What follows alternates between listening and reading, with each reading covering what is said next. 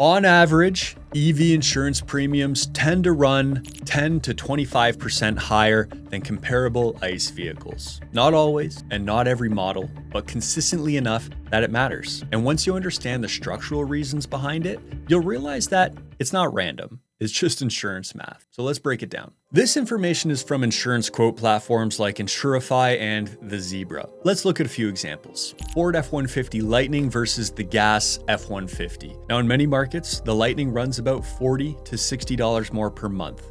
Now the Chevy Equinox EV versus the gas Equinox, often $70 to sometimes closer to $100 more. The Toyota BZ4X versus the Toyota RAV4, typically $30 to $60 more per month. Now that may not sound catastrophic, but over 5 years, that can mean $3,000 to $6,000 in additional ownership cost. And that's before we even ask why. There are 5 structural drivers behind this. Number 1, repair severity. EV claims tend to cost more on average, more advanced electronics, higher parts pricing, more integrated systems. And when insurers analyze claim payouts, EV repair bills, they're often higher. And insurance pricing is based on expected payout. Number 2, battery pack risk. Even suspected battery damage can increase claim complexity. High voltage systems require specialized inspection, and if a battery pack is compromised, replacement costs can reach 5 figures.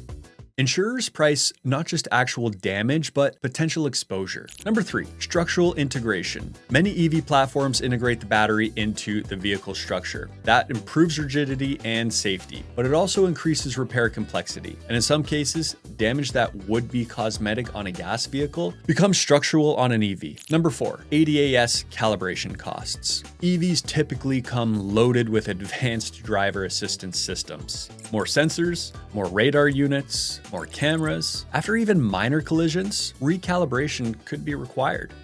And that adds labor hours, and labor hours increase claim cost. Number 5, salvage value differences. So the EV salvage market is still maturing. Battery condition uncertainty can reduce recovery value. Lower recovery value increases insurance loss exposure, and that feeds directly into premium pricing. But here's where it gets interesting, because there's a second order effect that most people don't see. The insurance feedback loop. So stay with me here. If EV claims cost more, insurers raise premiums. Higher premiums increase ownership cost. Higher ownership cost can pressure resale values. Lower resale value lowers total loss thresholds. Lower thresholds mean more vehicles get written off after accidents. More write-offs increase average claim cost, and that pushes premiums higher again. That's the insurance feedback loop. It's not about EVs being unsafe, it's about cost structure, reinforcing itself during a transitional market phase. As EV repair networks expand, as salvage markets mature, as insurance data improves, this gap may narrow. But right now, insurers are pricing conservatively because the data shows higher average exposure. So yes, EV insurance often costs more than gas insurance, usually between 10 to 25% more per month. Not because electric vehicles are flawed, but because their repair economics are different. If you're evaluating total cost of ownership, insurance has to be part of the equation. And if you want high efficiency EV intelligence that protects your money, subscribe.